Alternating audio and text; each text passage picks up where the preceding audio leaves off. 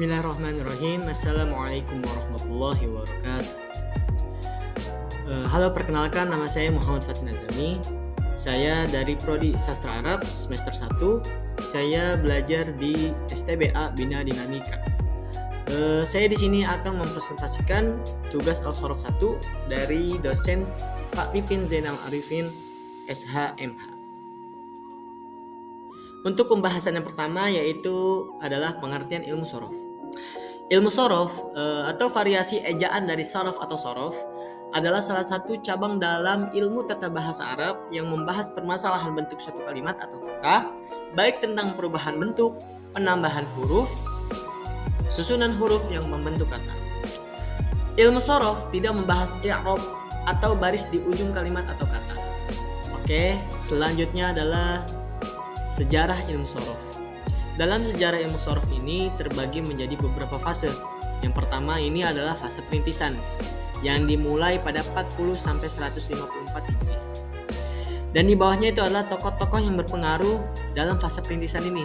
Dan di bawahnya juga ada beberapa periode yang terjadi pada fase perintisan ini.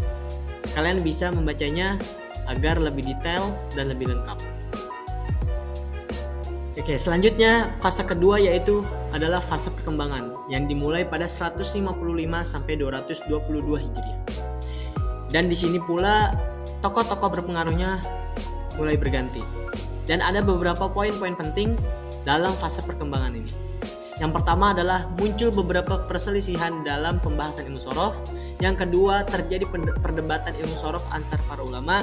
Dan yang ketiga adalah banyak terlahir karya tulis di bidang sorof secara khusus, pembahasan sebagian bab. Oke, lalu yang ketiga adalah fase pematangan yang dimulai pada 221 Hijriah sampai 292 Hijriah. Tokoh berpengaruh pada fase ini juga berubah. Dan ada satu poin penting dalam fase pematangan ini, yaitu adalah ilmu sorof mulai terpisah dari ilmu bahasa Arab lainnya, terutama ilmu nahwu. Oke, lalu adalah fase yang terakhir yaitu fase tarjih yang dimulai pada tahun 293 Hijriah sampai dengan sekarang. Tokoh berpengaruh pada fase ini juga mulai bergantian. Dan ada dua poin penting dalam fase tarjih ini, yaitu muncul mazhab baru di ilmu sorof, yaitu mazhab mengambil yang terbaik antara dua mazhab, Basrah dan Kufah, sebagai mazhab tarjih yang diperkarsai oleh mazhab Baghdad. Dan yang kedua adalah fase terpanjang dalam sejarah ilmu sorof dengan bermunculannya banyak sekali karya dan ulama. Oke, selanjutnya adalah awal penamaan sorof. Bagaimana sih awal penamaan ilmu sorof? Yang pertama itu adalah tidak dipakai. Karena orang terdahulu pada masa tabi'in dan setelahnya tidak memakai istilah sorof. Karena di masa itu nahwu sudah mencakup pembahasan sorof. Lalu yang kedua adalah bermakna tanwin. Istilah sorof dipakai orang terdahulu untuk makna tanwin. Ini dikenal dalam pembahasan. Lalu yang ketiga adalah memakai nama tasrif. Nama tasrif telah dipakai di kitab Sibawayh pada abad kedua Hijriah yang kemudian diikuti oleh para ulama setelah beliau. Nama tasrif sudah dikenal dari masa sebelum Sibawayh. Nama tasrif yang dimaksud Sibawayh bermakna perubahan kata baik dengan tujuan lafaz atau makna. Ini adalah dua pembahasan ilmu sorof yang kita kenal sekarang. Lalu yang terakhir, yang keempat adalah memakai nama sorof. Ulama-ulama belakangan ini memakai nama sorof dengan maksud yang sama dengan definisi tasrif Sibawayh. Begitulah nama-nama awal penamaan sorof dari awal sampai yang keempat.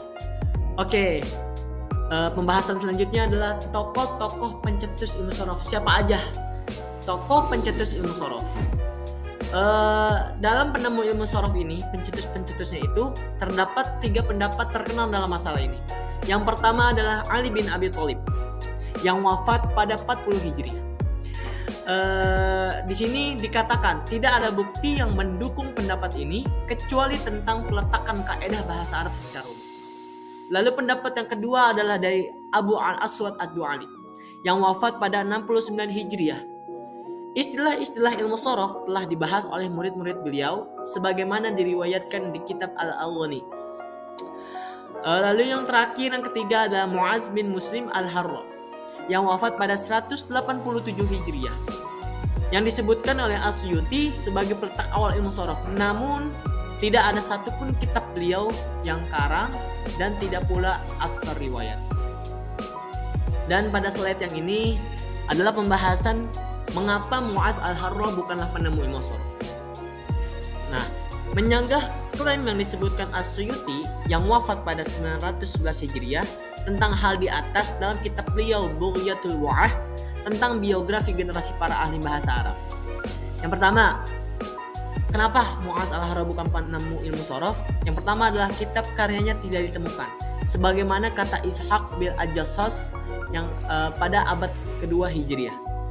Lalu yang kedua, bukan pakar ilmu nahwu, sebagaimana kata Al-Qifti yang wafat pada 646 Hijriah.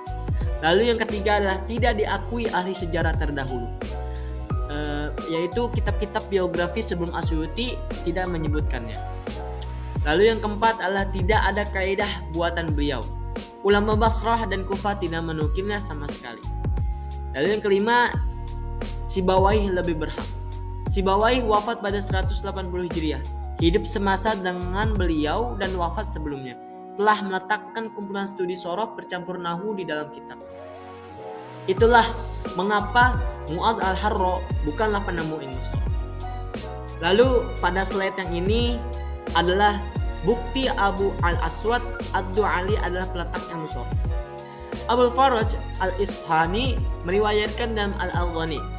Abu Ubaidah meriwayatkan datang seorang lelaki kepada Yunus bin Habib dan bertanya kepadanya, siapa penyair paling hebat dari 3 orang?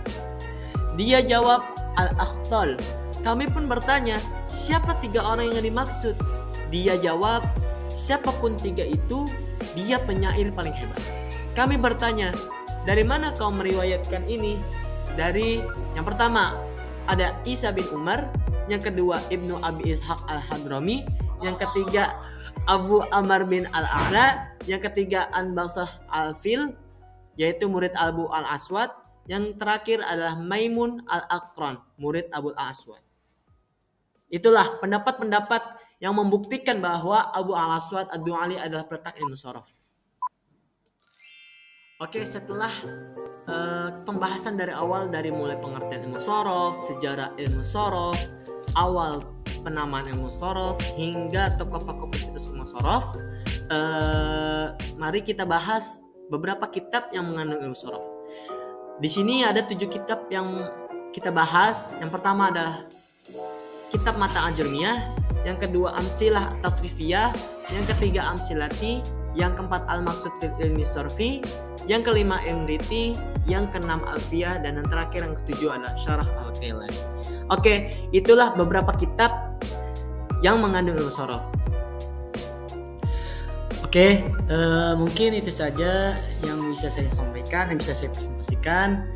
Apabila ada kata-kata yang salah atau beberapa tulisan yang mungkin ada beberapa kesalahan, mohon dibukakan pintu maaf. Oke, sekian. Unzur maqala wala tanzur man qala. Oh ya, jangan lupa ya di like dan subscribe guys. Thank you and see you next time. Assalamualaikum warahmatullahi wabarakatuh.